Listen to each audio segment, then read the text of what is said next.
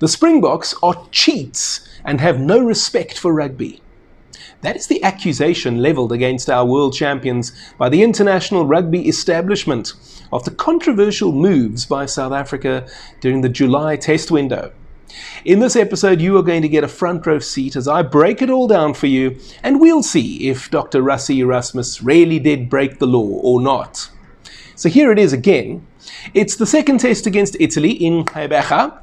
Manie Libbok kicks short, Andre Esterhuizen collects, and it is blown up. Why was it blown up? Well, firstly, Libbok's kick didn't go 10 metres, and also Esterhuizen was offside. My first thought when I saw it was the 10 metres, but there's a bit more to it than that as it turns out. Now, as you guys know by now, whenever Rassie's team does anything even slightly unusual, there's an outcry from overseas, isn't there? If it's not Ben Smith or John Kirwan, then it's Stephen Jones or Matt Williams.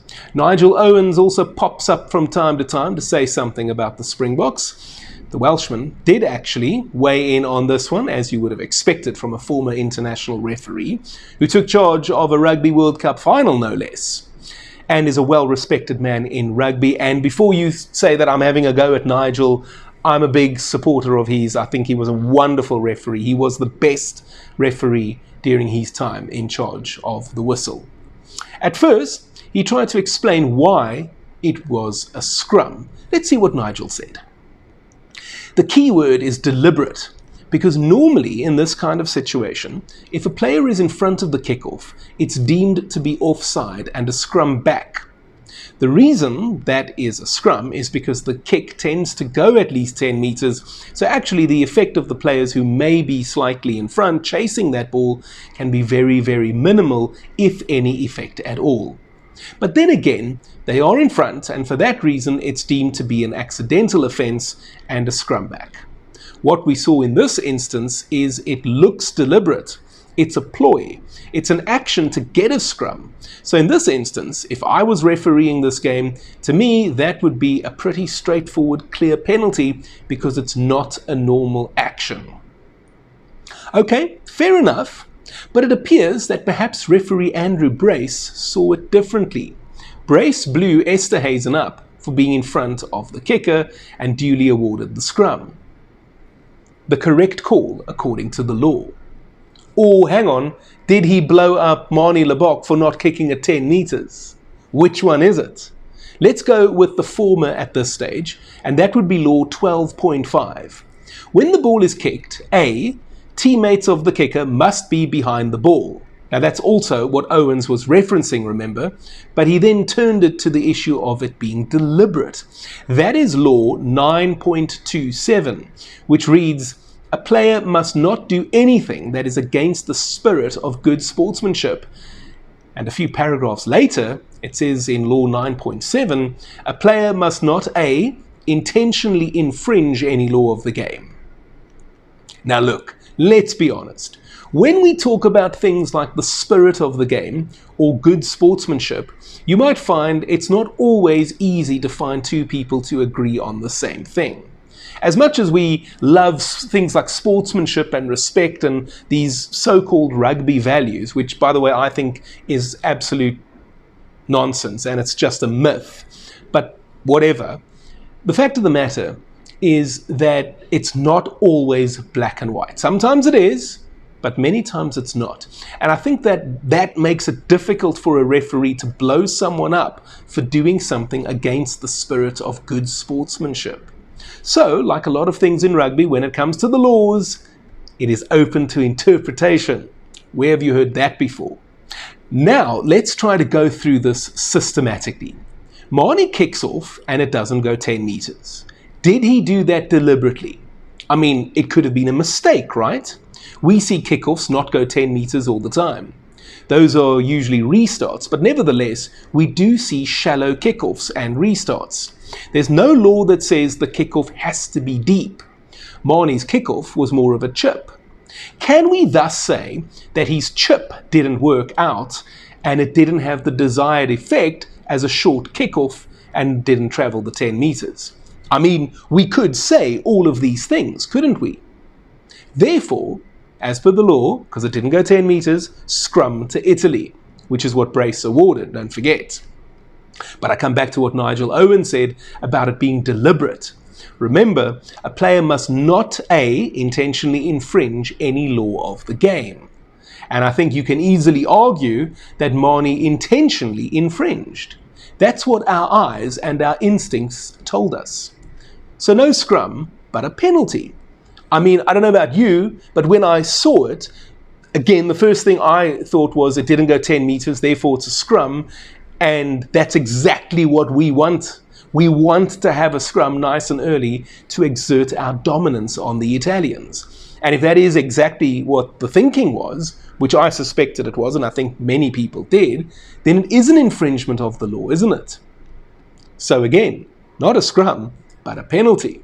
Similarly, when the ball is kicked, teammates of the kicker must be behind the ball. Andre Esterhuizen was not.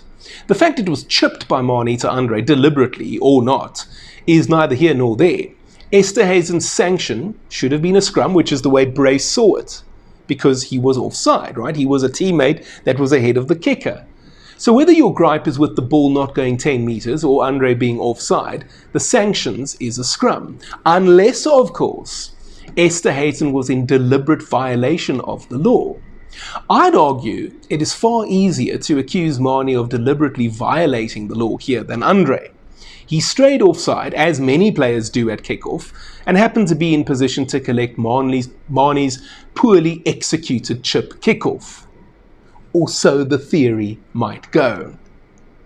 Rassie's laws expert Jaco Paper would know that. And while this might not have been Jaco's idea or even suggestion, he would have advised Doc accordingly. But wait, there's more. Because in the case of Lebok not having kicked at 10 metres, the non-kicking team, Italy in this case, actually has the option of the kick being retaken or a scrum. Regardless of their coach Gonzalo Quesada complaining about the match, or after the match anyway, the Azzurri didn't actually have to scrum. They could have asked for the kick to be retaken. Would the Boks have gone for the short kickoff or deliberate offside again? I doubt it. Now again, Rassie and Jaco would have known all of this, surely. Otherwise, what's the point of having Paper around? I have no doubt Doc wanted an early scrum, and this was his way of forcing it. Is that against the spirit of the game? Is that against the spirit of good sportsmanship? Damien Willemse called a mark in the Rugby World Cup quarter-final against France, and we opted for a scrum instead of the ubiquitous kick. Some overseas threw a hissy fit, but it's an option teams have after calling a mark. Doesn't matter how well known that option is or was at the time. And that's what I think is also going on here. It was about options, giving the referee options. We had a preferred outcome, and by giving the referee options, a scrum possibly being the easiest option to choose, we got that preferred outcome. What is so terrible about playing to your strengths, I ask? We are good at scrumming. Why would we not go for a scrum whenever we can? Or, even put another way, they, our opponents, don't like scrumming. Or even they, our opponents, are in their own half and would not want to have to come all the way to our 22 to have to scrum. So therefore we pick the scrum. Similarly, if you are good at driving from the line out and you have the option of kicking for poles or touch, you select the line out option. Not always, but often. Is this really tactical? Because remember, we're being accused of cheating. Now, I don't actually believe we cheated. If anything, I think Andrew Brace was the one who got it wrong. Or at least, he was under pressure and had to select one from 3 options. Do you award the scrum for the penalty or the kickoff not going 10? Do you award the scrum for the offside player? Or do you award a penalty for deliberate infringements of the law? It's possible Paper also got it wrong. But what I really think is that Paper may have advised that Bruce or any other referee might not know what to do because, effectively, as I just mentioned, you've got 3 law infringements going on here at the same time. 2 potentially accidental, the other one deliberate. What is the choice going to be that the referee makes? Was it the ball not going 10? Was it offside? Or was it intentional infringement? Yes, we can all have our suspicions as to which one it really was, but I think what Doc and Paper did here was create a scenario where the referee had to make a choice between the 3 law violations. And their bet paid off, in the sense that Brace played it safe with his interpretation. As I say, I think it would have been a brave referee to blow that up as intentionally infringing any law of the game, no matter the relative strength of the evidence before him. So that's pretty much what I think. But what World Rugby thinks is really what counts here, right? And they've put out a clarification. And rather predictably, it's a cop-out. Look at this. The actions show an intentional violation of the kickoff and restart laws. Laws 12.5 and 12.6 set out the sanctions where the ball unintentionally fails to go 10 meters or a player overruns their teammate at the kickoff/restart. However, if match officials believe this is done deliberately, then Law 9.7a should be applied. In effect, they're saying it's up to the referee. And as I say, it'll take a brave referee to make that call. And my best guess is that that is what Doc and Paper were banking on. And that, quite frankly, is shrewd. Can we expect to see more of this kind of stuff from Rassie going forward? Yes and no.